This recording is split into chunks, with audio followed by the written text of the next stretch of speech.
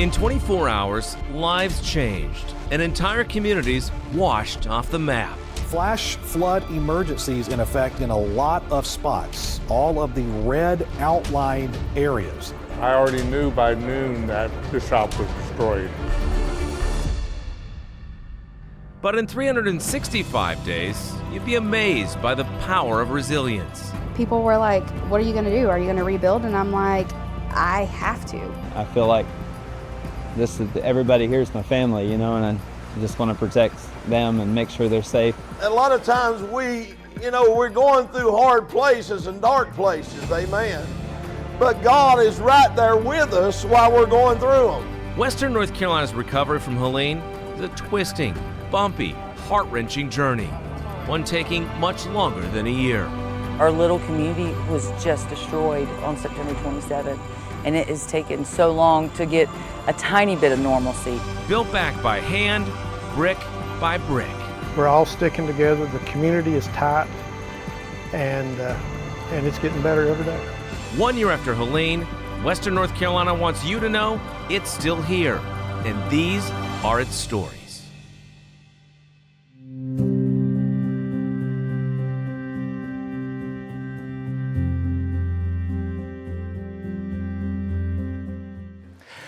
Welcome to Helene. 1 year later, I'm Tim Boyum. A year ago, Helene devastated Western North Carolina. And since then, our journalists have literally filed hundreds of stories about the recovery and the people and their stories. So we're going to meet up with those reporters across Western North Carolina again to talk about how everyone is doing 1 year later. We're going to talk about hope and the great recovery, but we can't ignore the heartbreak and loss. And perhaps no place has felt that loss quite like here in Fairview, where a landslide literally ripped up their lives. The soothing sounds of a bubbling creek are part of the soundtrack of life in Fairview. A mere whisper now compared to the horror of Helene's roar. Over the past year, we have talked to survivor after survivor. It sounded like a freight train come off that mountain. Fairview's not a big place, but it faced an unfair share of grief. Less than 2,500 people call it home, but 13 were killed in landslides. We plan to reunite with those we already met, like Mona Roper. Still, for a lot of us, it's still September 27th. But we discovered new stories we could not ignore. Victims just now emotionally strong enough to share them out loud. It's the worst time in my entire life. Road repairs and shrinking debris piles are signs of the recovery. But the stories you're about to hear point to a lifetime of grief and even guilt. Like a nightmare. So many members of the Craig family live in this area of Fairview, it's known as Craigtown. But 11 of the 13 killed in Fairview died in Craigtown, and all of them were Craigs. We've met several of them over the past year. Jesse Craig lost his parents. It's like a bad dream. Every day you wake up, thinking that it's going to be over. Brian Craig lost his parents as well. My dad and my uncle were the last two families. This is where the house was? Yeah, right behind us. We're meeting Don Craig for the first time, just now ready to share his painful story. This was the view before Helene. Home video remains on his wife Angie's Facebook page. But on the morning of September 27th, this is what it looked like. I walked out here and was noticing the power poles were starting to break off. She screamed, "Oh my God, Don." We looked, and you can see the width as it was coming down. A massive landslide swept them away. I went backwards into the slide. And I remember hearing gurgling sounds, and then I went unconscious. And when I came to, I started yelling for my wife.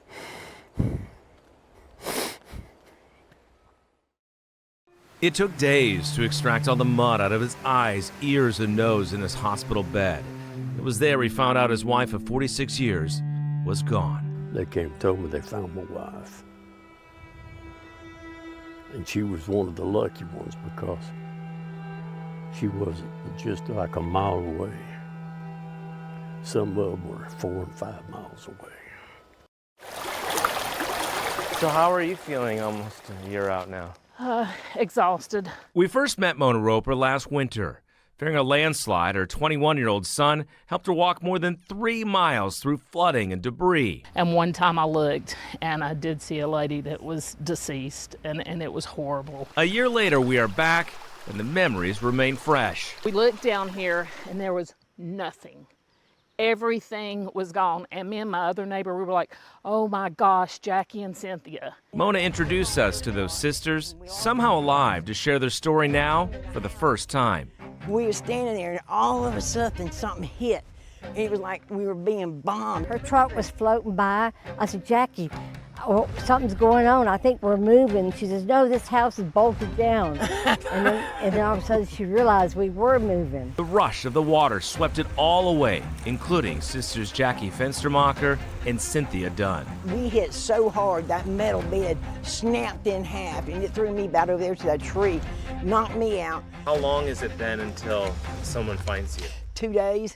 You sat there for 2 days? Yeah. Stuck in a deep pile of debris out of sight, the sisters waited and prayed.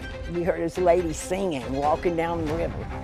And we started like banging on stuff and screaming. She's like, I'm gonna go get help. She said, I'm like, please, I just flipped out. About 45 minutes later, she came back with like 4 men. Do you feel differently about the creek now? Oh yeah, I watch it like a hawk. A year after Helene, Don Craig remains grateful to call Craigtown home, but the fear lingers.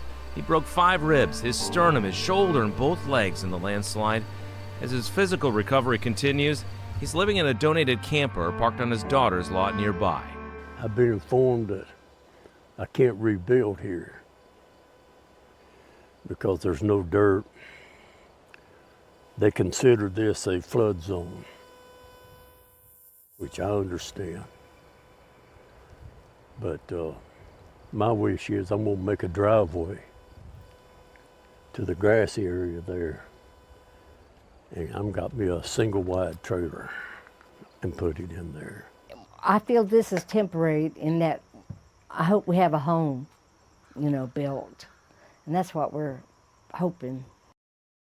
In stories filled with grief and death, I find it important to remember life too. In this instance, how Angie Craig still impacts her husband in his latest struggle. I got prostate cancer a couple of years ago, and she was there in the doctor's office with me. And she looked at me and she went, nothing to worry about. I got diagnosed not long, about a month ago maybe. The cancer spread into my bladder. And the first thing that hit my mind was Angie'd be going, don't worry about it. These survivors are surviving, but the emotional toll looms larger than the brush piles that remain. You wake up and I'm like, is that thunder? Is it raining? And I hear about young people, it just like, it breaks my heart. I'm blessed, I know that. I'm blessed to be here. Then there's Don Craig, heartbroken and left wondering why he survived and his bride did not. Everybody that passed away, all my cousins and family and stuff, they died as couples, man and wife. And I've asked myself, why didn't we go as a couple? But deep down he knows Angie would want him to forge ahead, and he's trying, one day at a time. It's going to take a while. Here in the heart of Craigtown, family members hope to plant grass to make it look lush and green once again, then talk about potentially rebuilding. When we returned, we head to Swannanoa, where faith was tested in every sense of the word. But there is hope for every Sunday moving forward after weathering the storm.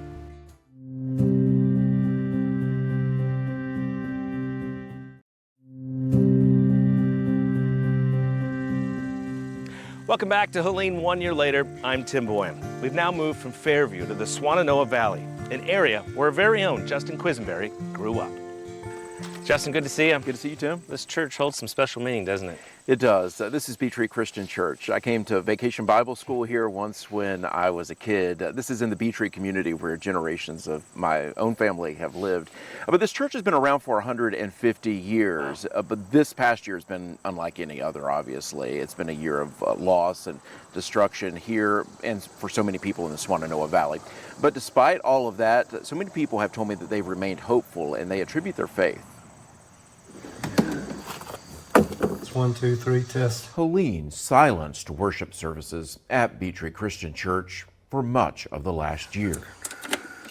The congregation still worshiped in borrowed spaces. But on this Sabbath, more than a dozen members, including Bill Hillerman, gathered again on this land they hold sacred. It's a tough time because we're coming up on a year of a day that we'll never forget, and all the changes we've had to go through, but you've been there all the way. This picnic shelter survived Helene.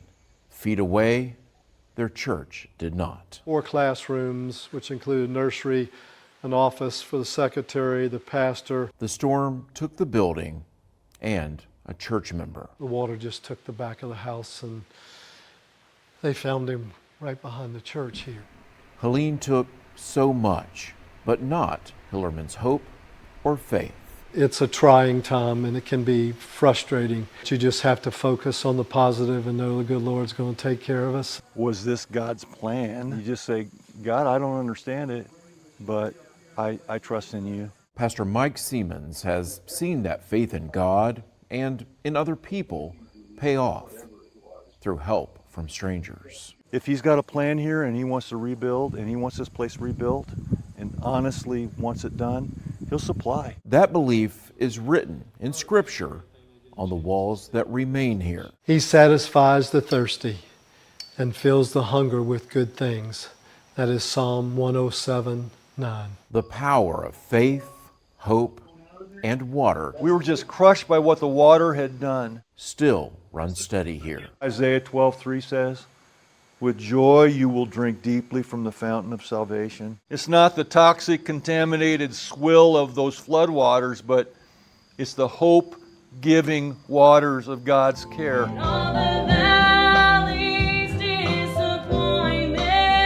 Across the Swannanoa Valley in Black Mountain, Victory Baptist Church has dealt with its own peaks and valleys over the past year.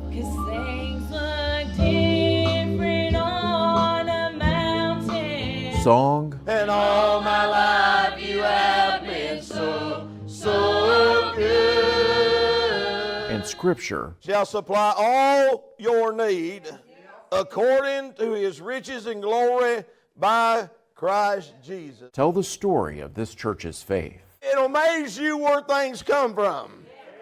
And I know during the hurricane we stood at awe a lot of times because trucks were coming in, people were calling, and God orchestrated all that. We didn't. The church distributed supplies to those hit hard by Helene, all while dealing with the loss of 2 members. Pastor Randy Gregg's own sister and brother-in-law, James and Judy Dockery, died in a landslide. Sure, it was sad, but it just made us long that much more, to be with them one day. Pastor Gregg says the church is better today than a year ago. I think a lot of people have grown through it, mentally, physically, spiritually. Including his nephew, He's a way maker. Bruce Dockery, who's walked the path of the last year without his parents. Since the beginning of recorded history, people have dealt with loss and suffering. I'm not special. They were the couple that died in the landslide here in the Grovemont community of Swannanoa. When it came down, half of the house was sitting right exactly where we're standing, like a big open shoebox. And the other half of the house, there was a house sitting right there. Their house hit it like a billiard ball. Bruce, who I went to school with, grew up here. It's like visiting an alien planet that's trying to pretend to be where I grew up. It's just, I know what everything is, but it's not what it should be. His faith, though, has been a constant. When we were going to school together, you always had your Bible with you. Faith has always been a big part of your life. Has anything in this past year made you question your faith? Has it made it any stronger? How has it changed you think, spiritually? I think stronger, if anything. Their lives really preached their own funeral, it was a sermon of its own. The knowledge that this isn't the end, it's just, I'll see you a little later, it's the only thing that's kept me through. If it was all goodbye, I don't know if I could have stood it. You know, Bruce told me that he wants to build a memorial prayer garden where his parents lived. He said so many people were inspired by their faith, and that prompted them to help others after the storm. And that really was a symbol of what we saw over and over again, people having faith in the secular sense in their community and other people. So what happens here then? Well, they're still trying to figure that out here at Beech Christian Church. The hope is that they will rebuild, but they know that's going to be expensive. They'll have to elevate the church in case there's more flooding here in the future. Over the last year, they've lost more than half of their congregation. They're hoping if they can rebuild that people will come back and the church will grow. Got to keep the faith. Justin, thank you. Coming up, we head to Chimney Rock, Lake Lure, and Bat Cave, tourism destinations in North Carolina devastated by Helene, but the spirit of the mountains giving them hope to rebuild.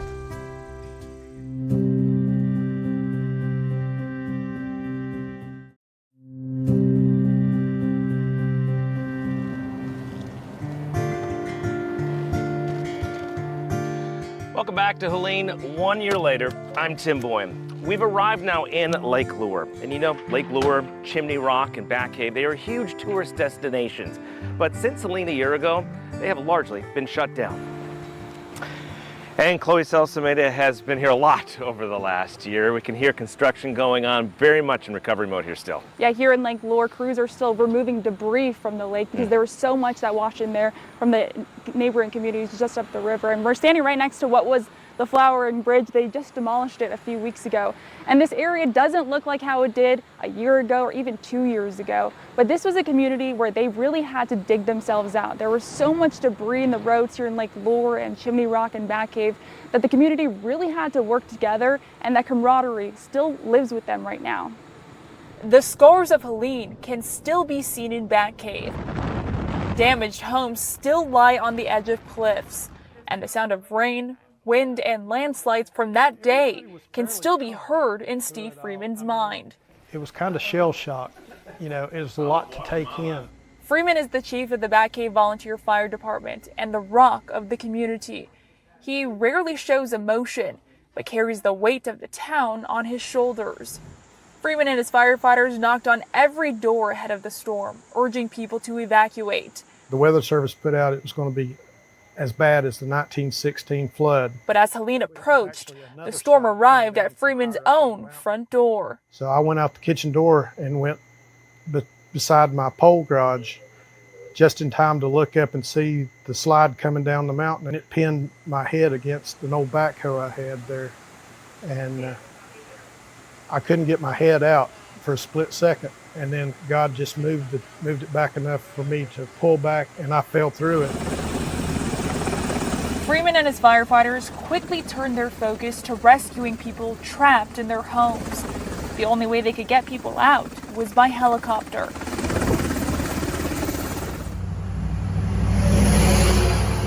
Five days after Helene, Freeman met Jake Jarvis, who owns Precision Grading, and brought his construction equipment to Bat Cave to check on a friend. He met me in tears and said that, you know, they had no access to Bat Cave other than helicopter. And if I could help them in any way, that, you know, they'd be forever grateful. Since that day, Jake has only left the Bat Cave area to sleep. He comes back every day to help those whose homes were damaged or destroyed, charging nothing for his work. Just wherever we see a need or hear about a need, we just jump in and, you know, the best we can. And if it's something we can help with, we tackle it and do it. Jake and his team have completed about 300 projects in the region since last fall and have about 100 more. A lot of people were trying to get them back home, whatever it takes. When we caught up with Jake, he was building a wall for April Blair. I think it's absolutely astonishing April lived along the river for nearly a decade, but when Helene hit, she saw the waters rise in a way she had never seen before. Our neighbor came banging on the door to get us out as houses above the river were coming down. We were nervous and we ran across the street. 10 minutes later, the house was gone. Watching videos she took from that day is still painful for her. This is us walking through the house and finding the water surrounding the house. The river destroyed her home, but with Jake's help, she found the strength to rebuild. The house is close to being done. It feels great to feel like something normal is about to happen. Down the river in Chimney Rock, Matt Bands and his family watched as their restaurant of 30 years, Riverwatch Bar and Grill, was destroyed. The storm came ripping through the valley here and down the river and basically carved out what you see now. Everything around here was just, the landscape was basically just cleaned off. Since the storm, the Bands family worked together to rebuild the restaurant's deck themselves. And in August, they reopened their doors. It's funny because you do something for so long and then it stops and then it starts back up again. And as soon as it starts back up again, you get that exact same feeling again, like, you know, everything's going to be okay. While the community is slowly reaching milestones like this, Jake, who has helped so many, still fears that another storm could bring more destruction. You know, I stay here if there's bad weather predicted because that way I'm here, I'm on site, my machines are here. If somebody's in trouble, I'm there. That mindset is what keeps him going. The entire Western North Carolina population, I would say, is amazingly resilient, and they refuse to give up. It just shows that it'd take a lot more to break them than this.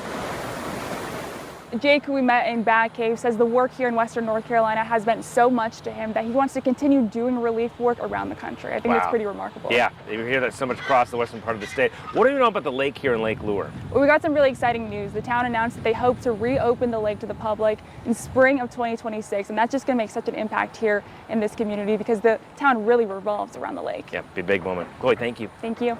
When we return, we head to Marshall and check in with a coffee shop, hoping a jolt of caffeine will help rejuvenate the tiny town.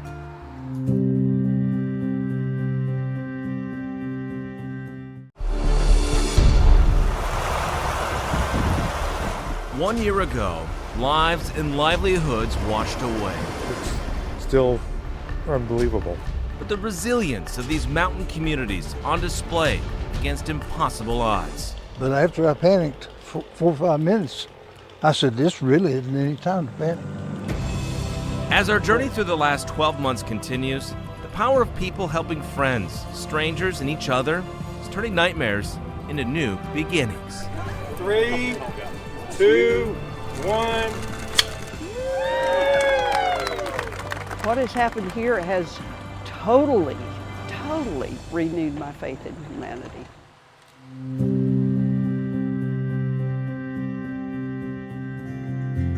Welcome back to Helene. 1 year later, I'm Tim Boyum. So far, we've been to Fairview. We visited Swannanoa and the Lake Lure area. Now, we're here in Marshall. It's beautiful. Catching up with our very own Nick Buffalo. Nick, good to see you. Hey, Tim. Man, I love these little mountain towns. They're great, aren't they? And Marshall specifically, it really feels like we are walking on the set of a movie. And that quaintness is why so many folks call this place home. But if you think about it, a year ago when Helene was passing over this area, we're right next to the French Broad River, and the French Broad essentially took over this entire downtown. Wow. Where we are right now, we would have been completely underwater. I mean, with it, it gutted so many buildings here, including businesses that have been here for at least a decade or so. And while, yes, you look around, you see some of them are still in the rebuilding process, thanks to the community, many of them have reopened.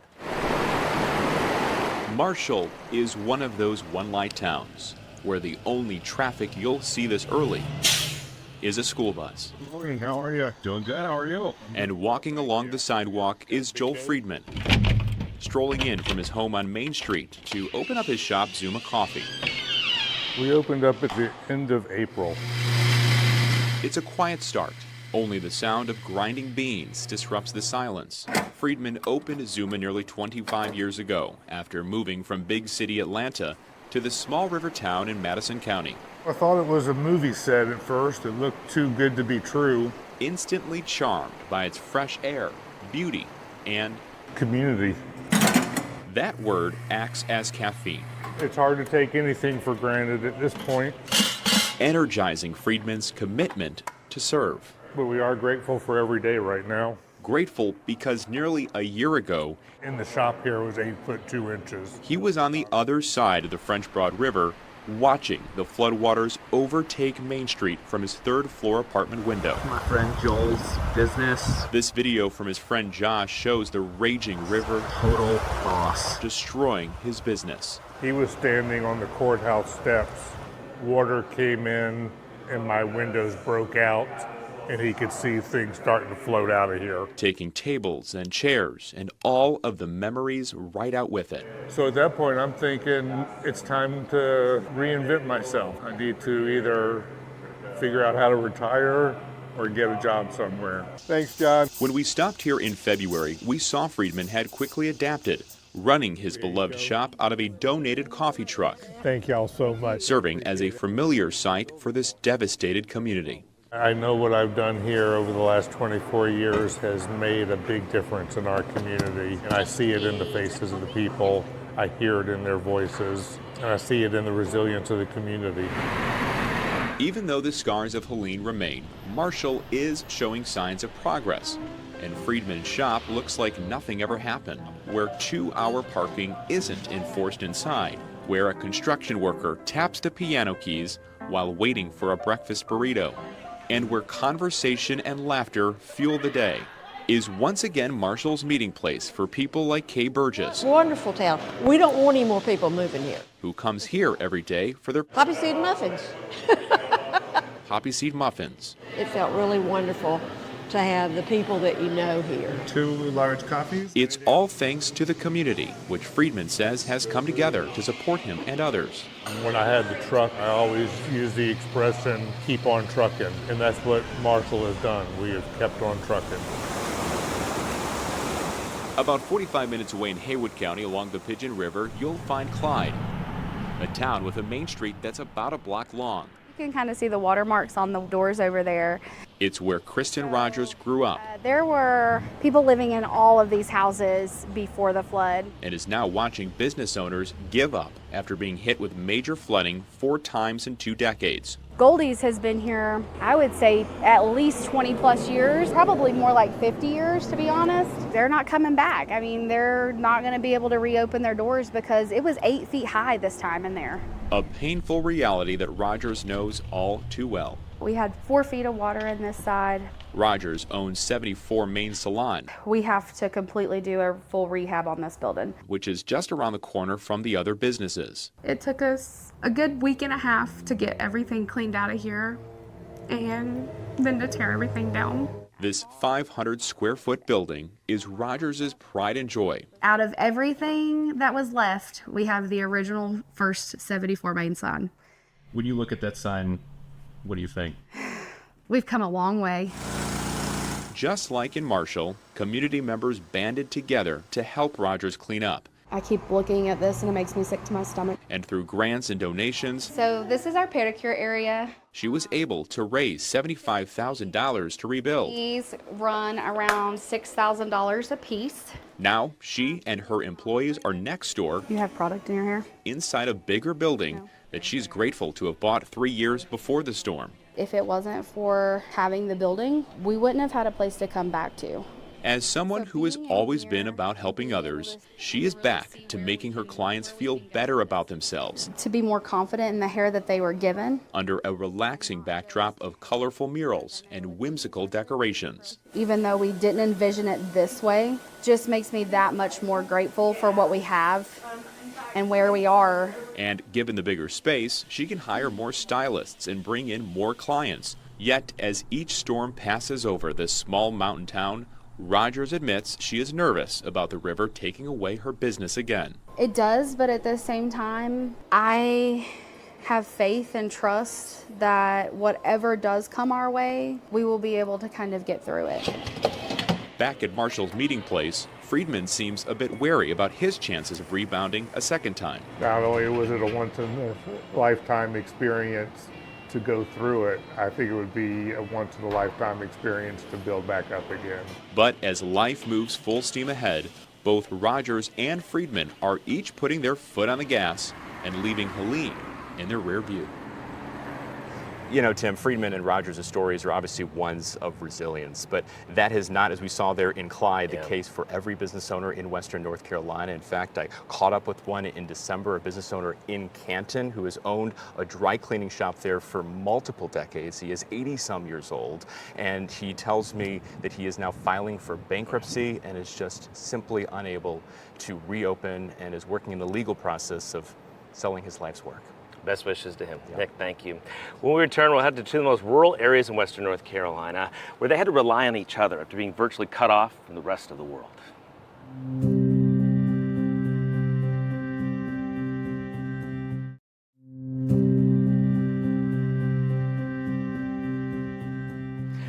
Welcome back to Helene. 1 year later, I'm Tim Boyum. We're coming to you now from Burnsville in Yancey County along the beautiful Cane River. We're here now with our Courtney Davis, who has spent a lot of time up here. Yeah, Tim, I mean, before the storm, I had never been to Yancey or Mitchell counties, but I've been coming up here about once a month since the storm. And as you can see, I mean, it is absolutely gorgeous up here.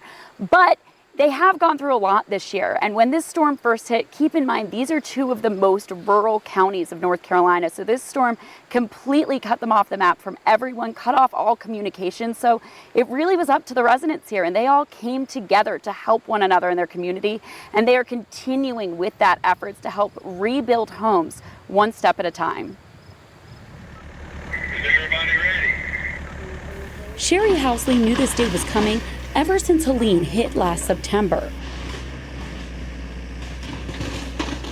Never in my wildest dreams would I ever think, I mean, not even in my nightmares would I have thought I'd be sitting here watching something like this. And just like a nightmare, she's shaken as she watches her family home torn down. This is so surreal. I mean, I'm just sitting thinking about all the pennies they pinched to buy the lumber. Sherry's family bought the property in Micaville when she was just 3 years old. I just, you know, I climbed trees, and I was out here barefoot all spring and summer. In 1977, the home she grew up in was destroyed in one of the area's worst floods on record. FEMA brought in a single wide trailer, and they lived in that until they could build this one. Slowly, Sherry says her parents worked to build their dream home on higher grounds to ensure it would never flood again. But nearly 50 years later, Helene washed that dream away, flooding the home with more than 7 feet of water. That wall, that was the beginning of the house. That was the first section built. Leaving the 74-year-old cancer survivor hopeless for the future. I just figured, like all my life, I'm going to have to do this on my own. With all of her belongings swept away, she set off for town to get supplies.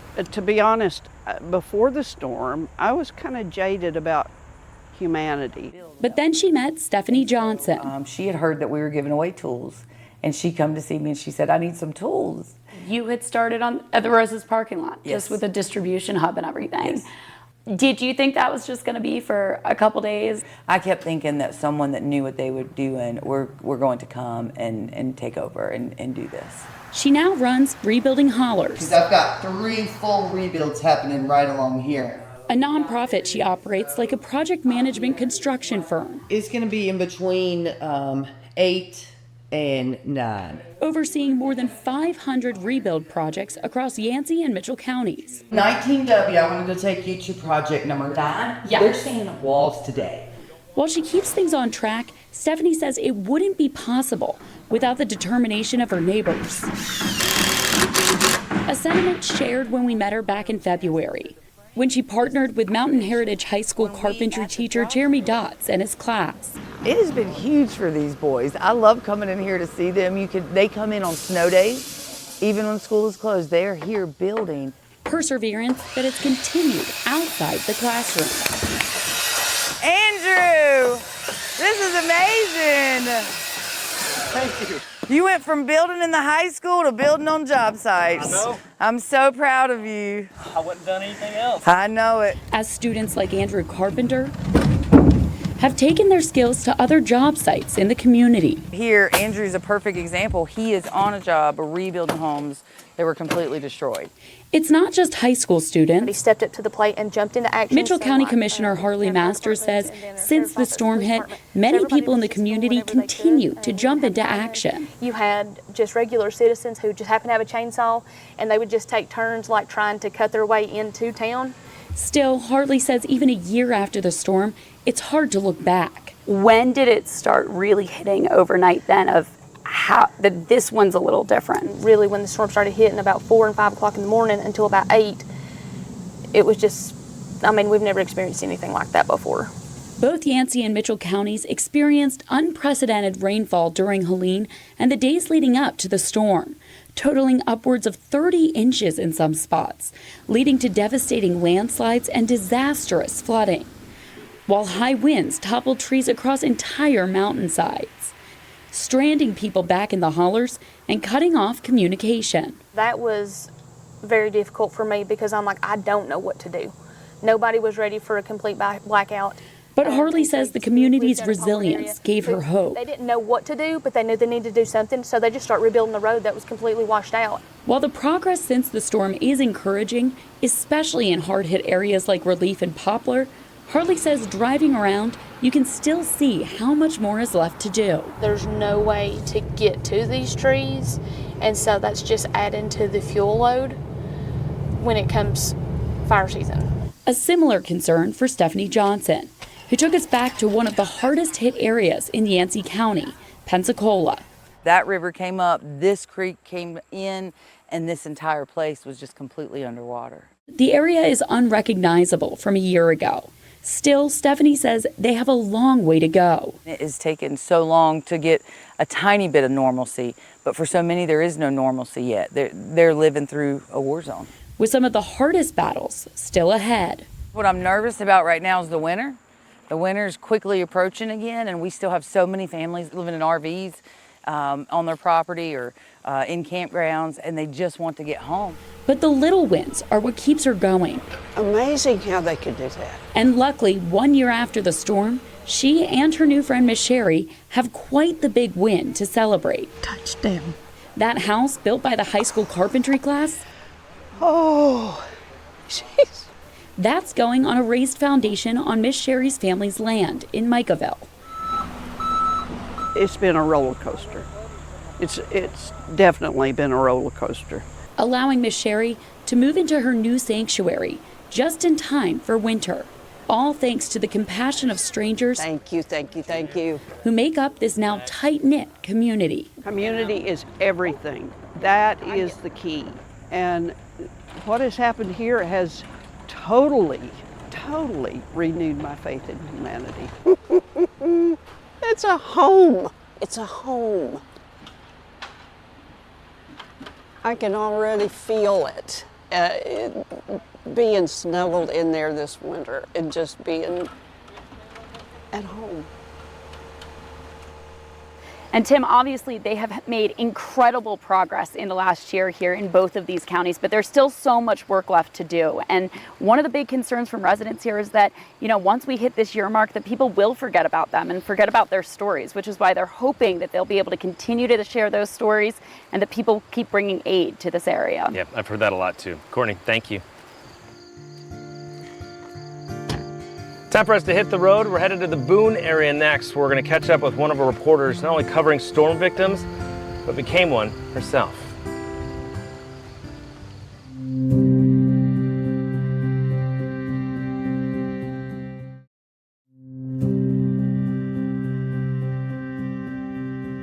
Welcome back to Helene. 1 year later, I'm Tim Boyum. We're wrapping up our trip here in Vilas, just outside of Boone, meeting up with our journalist Rose Eckler, who not only covered storm victims, but became one herself. Hey Rose. Hi, how are you? Good to see you. So I've heard all the stories. Tell us what happened. So we actually had a landslide here and a whole lot of flooding. Right behind this fence was my neighbor's house. It's gone now. all of the trees came down and hit the house on every side and pushed it off its foundation. So they had to remove the house. Wow. The house hit the cars, which hit the fence. We did have a fence here. All of the debris came rushing down and tore the fence out. So this used to be my son's playground, but it's now gone. It was destroyed. Ever since Helene, now that we have this new slope here, every time it rains, water comes rushing down at us and we almost flood. This whole area looks like a waterfall. So is it fear every time it rains? It is. It's very scary every time it rains. We have no idea if it's gonna come into our house. My husband's out here with a shovel most times trying to push it away from the outside of our house. Now you can see when the mud came through this way that day, it ended up in there. You can still see it. Right, you could still see it on the door, and it was just so heavy that it pushed the door and it bent in the door. So we've never been able to close it again. So this is one side of the mountain. You know the man on the other side, right? I do. His name is Joe Sherwood. We say we're connected by the mountain. It came down on both sides, hit my neighbor's house and hit his. His house was also destroyed. He has not been able to be on his property since Helene. He's been living with his sister, but now he can finally go home. I first met Joe Sherwood just weeks after Helene destroyed his home. In the small mountain community of Vilas, where I live, just west of Boone. His red shirt and sense of humor made him unforgettable. Grandpa Sherwood got run over by a piano. It'd be to the music of Grandma got run over by a reindeer. That signature smile, hiding a remarkable story of survival. I looked outside, out the back window, and the water was rising fast. I had 2 6-inch drains, perforated drains, gravel over it, gravel under it. They worked super, except in the storm. It was rising fast. And I said to myself, there's nothing I can do about it. Joe went to his bedroom to ride out the storm. When it happened, a piano came through the wall from the garage. Turned over on top of me, pinned me there for 3 hours. Trapped, Joe prayed for a miracle. I thought maybe that was the end of my road. And all of a sudden I said, this is no time for panic, time for prayer. And I got to praying, and all of a sudden a peace came over me. I mean, I wasn't worried about it anymore. I said, everything's gonna be all right. Hours later, his prayers were answered. This young guy come through the back window, he beat the window out. I said, welcome to my house. I'm glad to see you. You'll never know how glad I am to see you. A year later, we're back to check on Joe, where he took us inside his brand new home. Stove, stainless steel, microwave. I'm tickled to death. People pull together better than any time I've ever seen in my life. How spacious.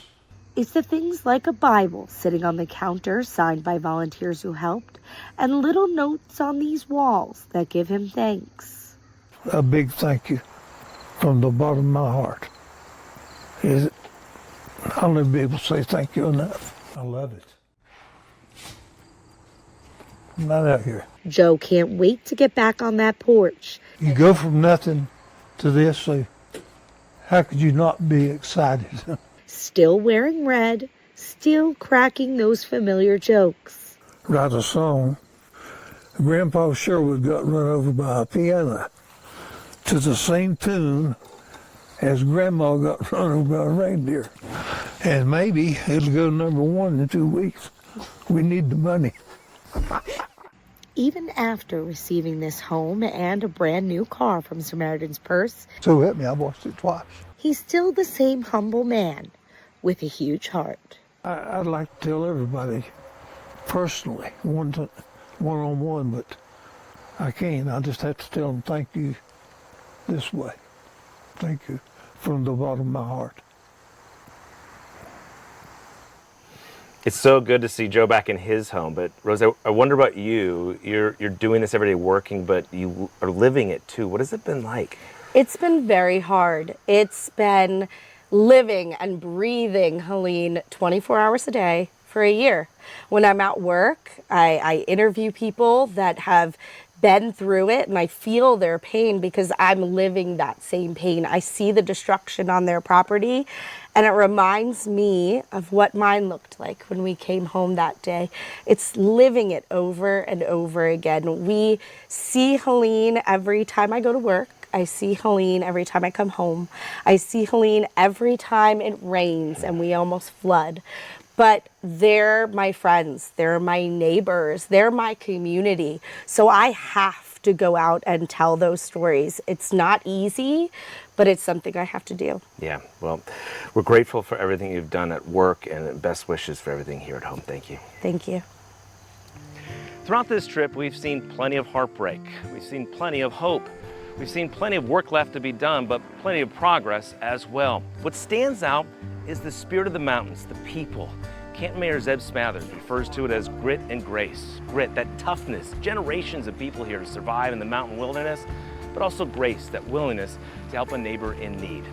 We're grateful they shared their stories with us. I'm grateful you came along for the ride.